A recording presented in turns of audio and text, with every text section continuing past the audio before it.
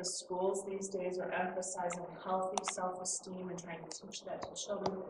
And it got me wondering, what is healthy self-esteem anyway?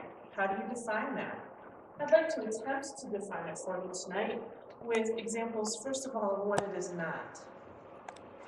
When I was a senior in high school, I was the ugliest girl in the class, honestly. My mother would probably tell you differently, but she's my mother. I was overweight, I was as tall as I am now, probably a little more overweight than I am now, thick Coke bottle glasses that weren't even stylish, hopefully these are, long stringy hair, and I was not popular. I was the epitome of unpopular, actually, but I knew this about myself.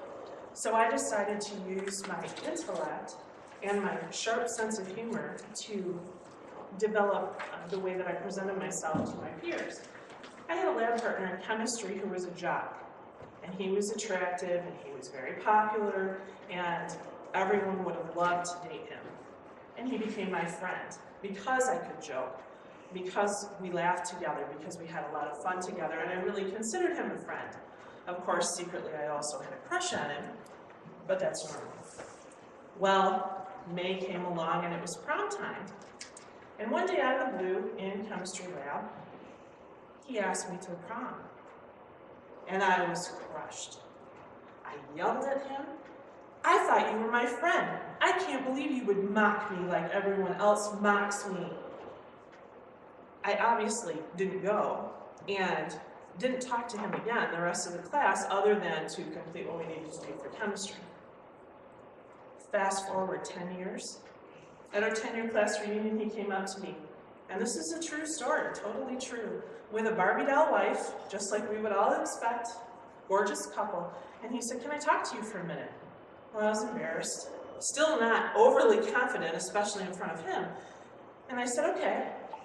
He said, "You know, 10 years ago, I never really understood why you were upset. I really wanted to take you to prom, and I want to apologize if my delivery, when I asked you, was so inferior that you thought I was mocking you."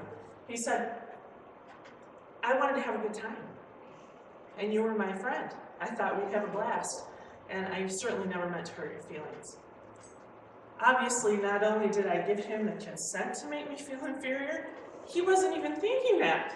I just decided on my own that obviously he must have been mocking me. Clearly not an example of healthy self-esteem. Here's another example on the other end of the spectrum. Again, my story. Arrogance is also never healthy self-esteem.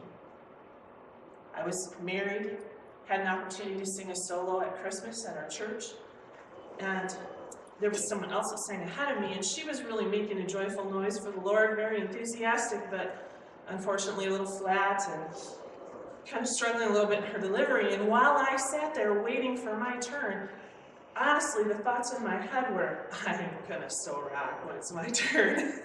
I'm so much better prepared. This is gonna be awesome. I've sung this song 100 times. They're gonna love it. And I puffed myself up in my head. Of course, the choke chain of God was ever faithful, because when the music started, I began to sneeze. And I sneezed through the whole first verse. To the point that they stopped the accompaniment. I had, a runny nose, the whole deal. Christmas service, church packed. Oh yeah, arrogance took me down just a little peg. And I realized that, maybe regardless of how much I practiced, I could still truly botch the delivery. So, what is healthy self-esteem then? If it's not being upset because you feel inferior, and if it's not arrogance, what is it? As I said, I've struggled with that my whole life, and the conclusion that I've come to is that healthy self-esteem is based on truth. A true evaluation of my skills and abilities and the areas where I lack. That way, I can not only accept praise when I do it, I can also really not position myself as more than I am and be humble. The Bible teaches me in Psalm 139 that I'm fearfully and wonderfully made. It also teaches me in other places that I'm a unique reflection of God's glory, and really so are all of us. So, along with Eleanor Roosevelt, I've decided not to give my consent to anyone who wants to make me feel inferior, but instead to lend my consent to an opinion that's based in truth and an objective evaluation of myself. Thank you.